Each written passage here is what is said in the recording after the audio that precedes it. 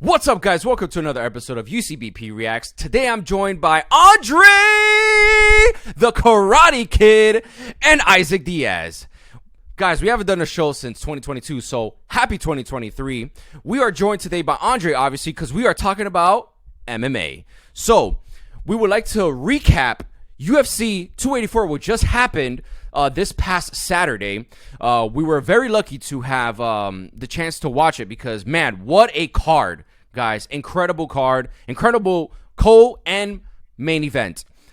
Andre, what did you think? Let's start with the main event, which was Islam Makhachev versus Alexander the Great Volkanovski. I thought it was a really good fight. It actually went a lot different than what I thought it was going to be.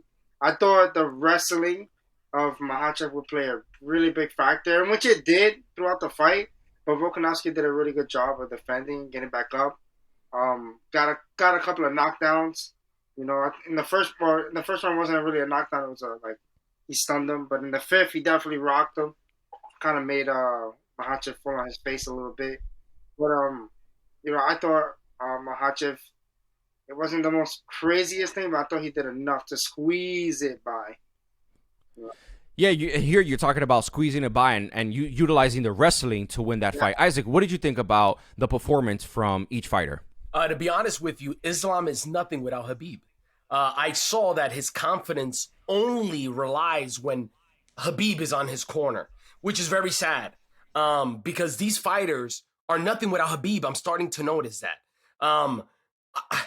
I specifically was looking at him in the fight, and he would peek up to the clock. I've never seen that before. Yeah, especially in that fourth round. Yes, that fourth round. It's when he had his almost back. let me survive. He was in survival mode in that fight from the second round down. And to be honest with you, Volkanovski surprised the hell out of me. He's a hobbit. He's 5'6". He's the smaller fighter.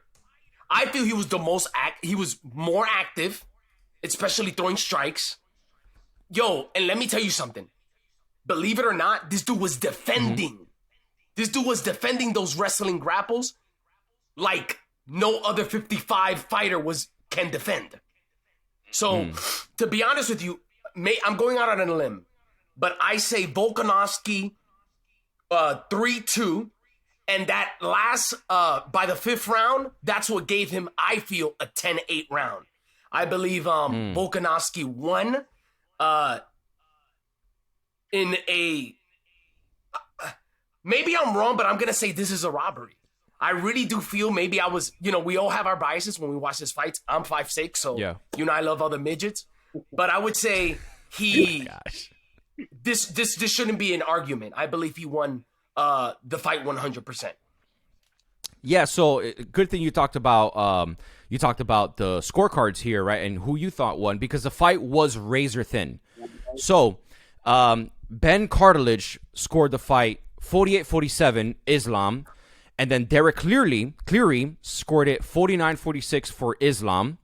And then David Lathaby, these are all judges, scored it 48-47.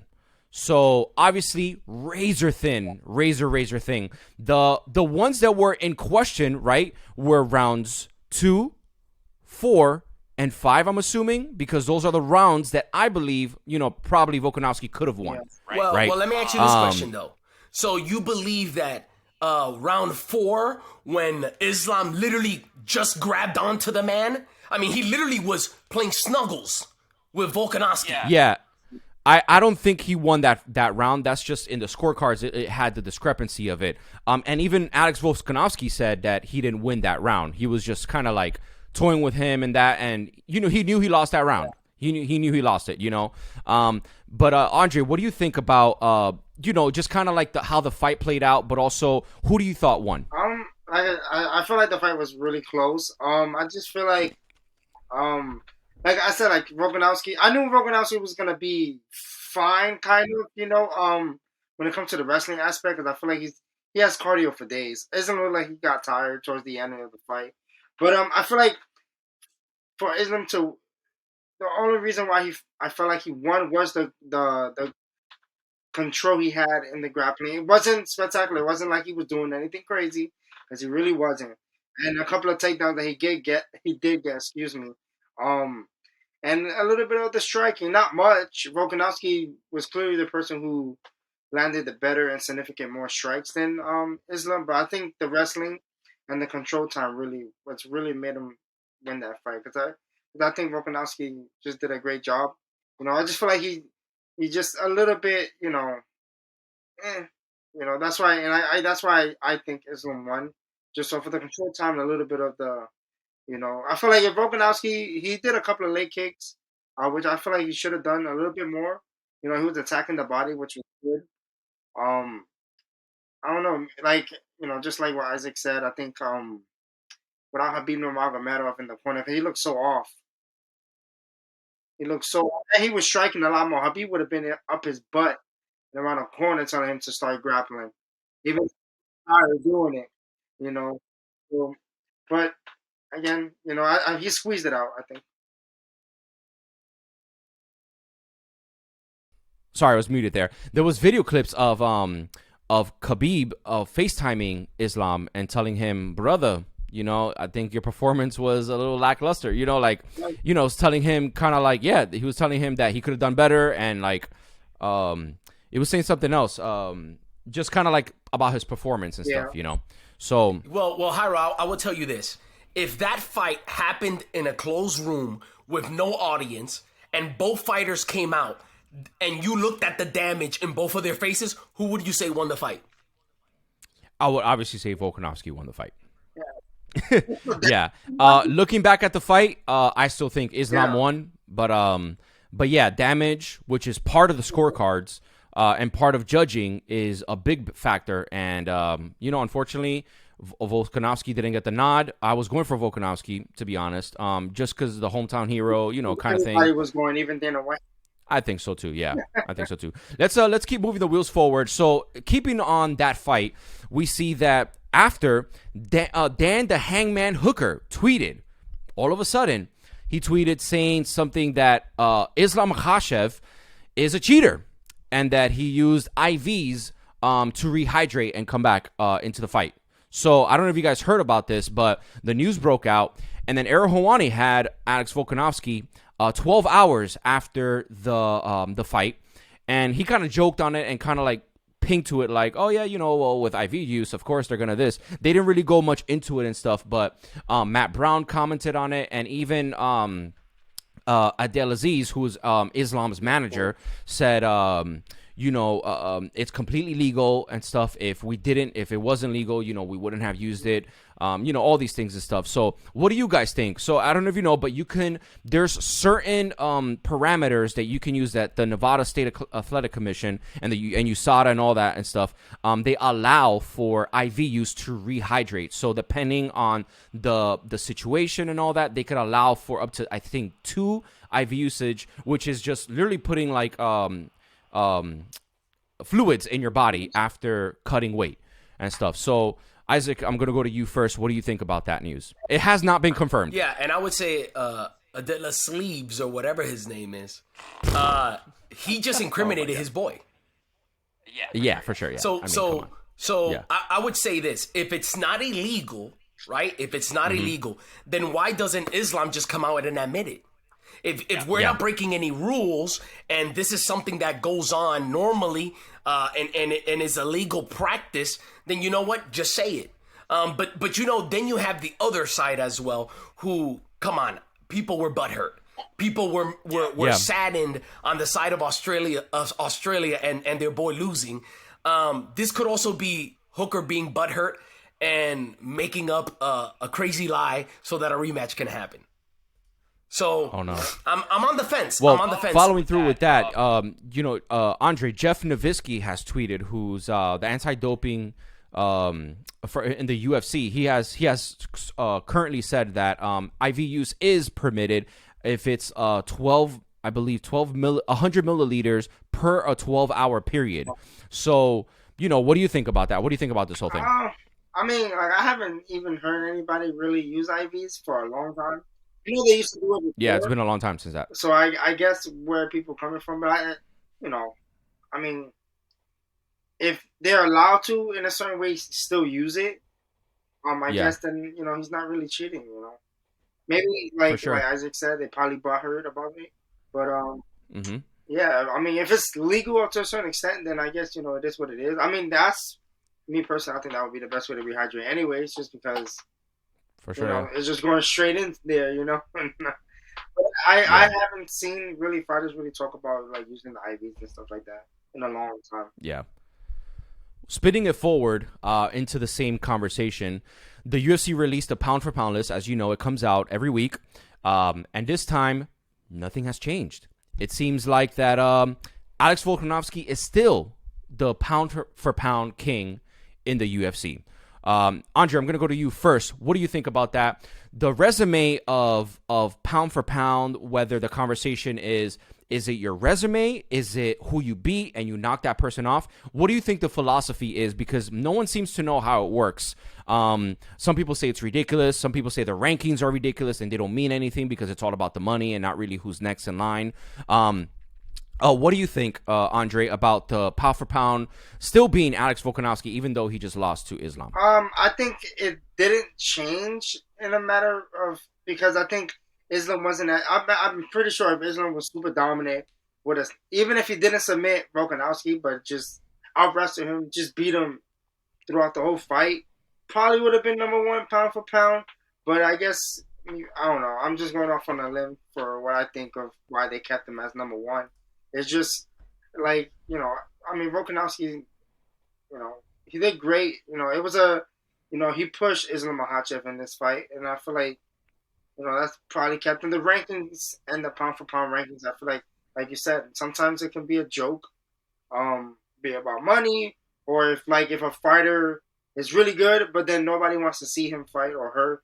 Like it's super hard to like really wrap your mind about who is the pound for pound number one fighter in the world. Isaac, if you could tell us, what do you think about the pound for pound list, and do you think that what dictates a pound for pound king, right, or queen, right? Who dictates that, and what does it mean to be number one? Well, to be honest with you, I would say first resume. Resume. I mean, you can't beat Bobby Green and think you're going to be put as a pound for pound fighter. I mean, Yeah. look, I'm not talking about his other fights, but we're talking about title defenses here. Pound for pound, if you're the best of the best, we're talking about title defenses. Volkanovski, think about this. He beat the best featherweight of all time, Max Holloway, not once, not twice, but 3 times. So we're talking about who else? This other Mexican fighter, Ortega. He's beat people, Zombie. So his resume, I say, is a better record when we put it next to Islam. But if you want to be the pound for pound champ, I agree with what Andre said. You gotta dominate the pound for pound fighter. And what we saw last week, that was not a domination. That was a survival. You just made it through.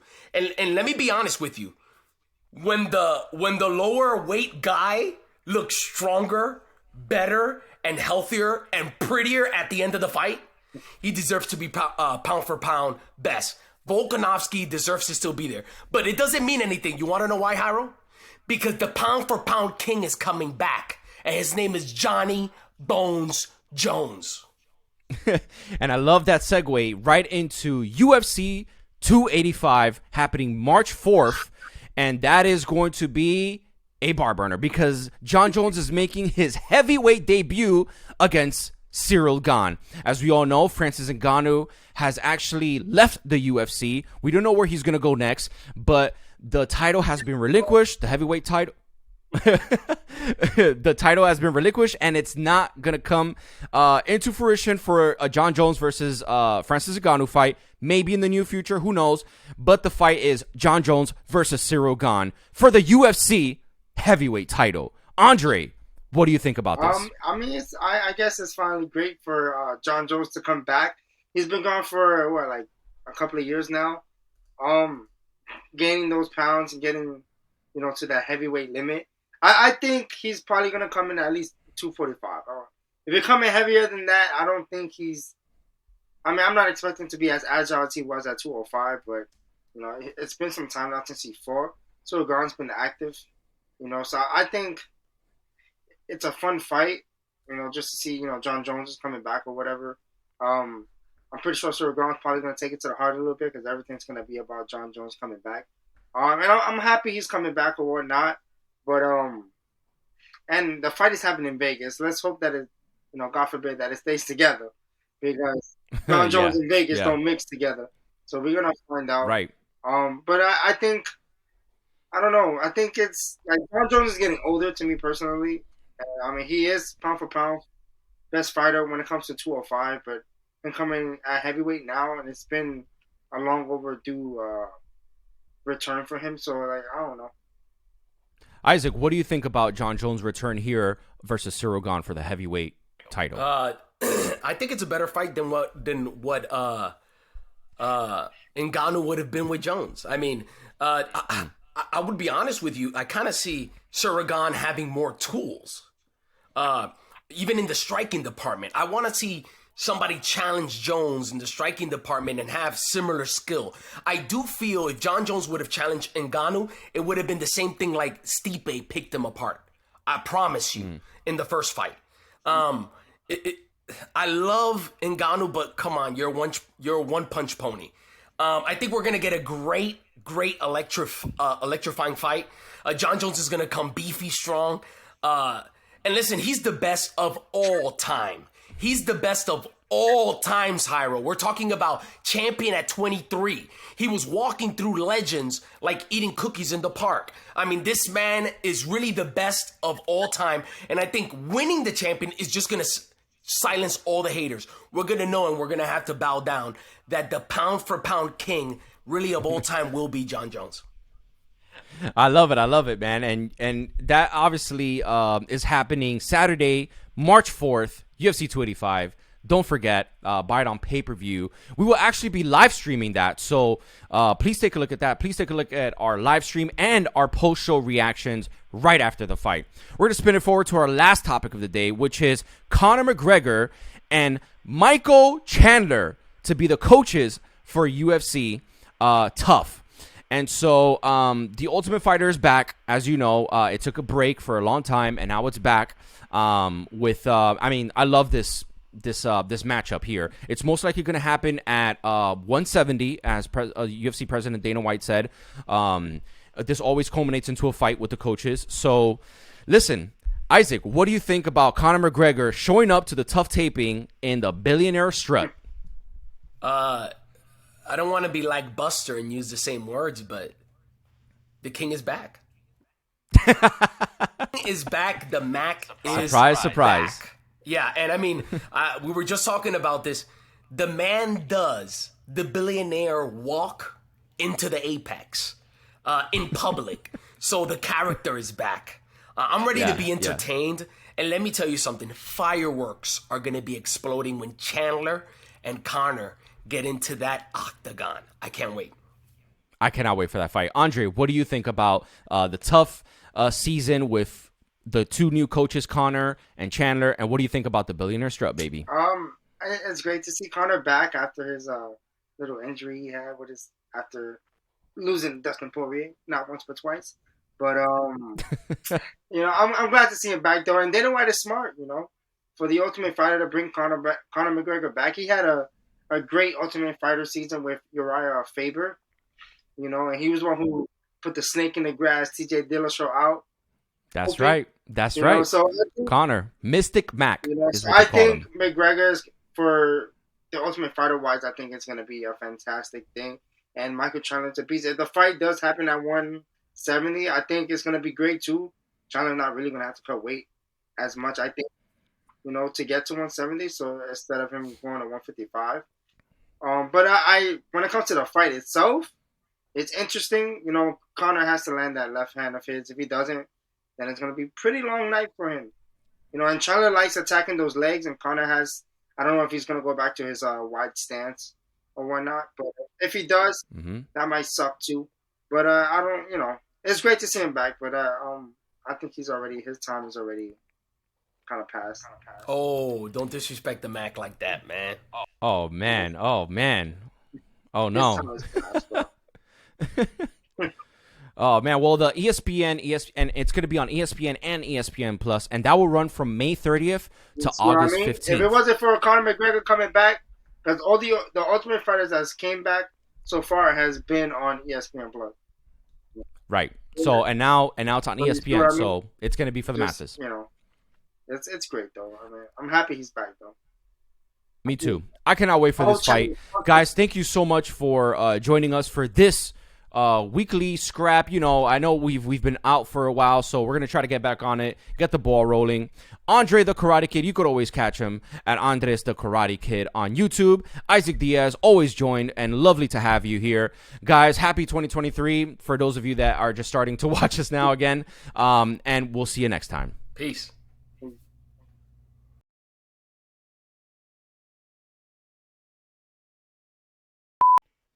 What's up, guys? Welcome to another episode of UCBP Reacts. I'm joined today by Andre the Karate Kid and Isaac Diaz. Guys, thank you so much for doing this. We haven't done a show since 2022, so happy 2023. And Isaac left. Damn. See, what a strong start I had, right?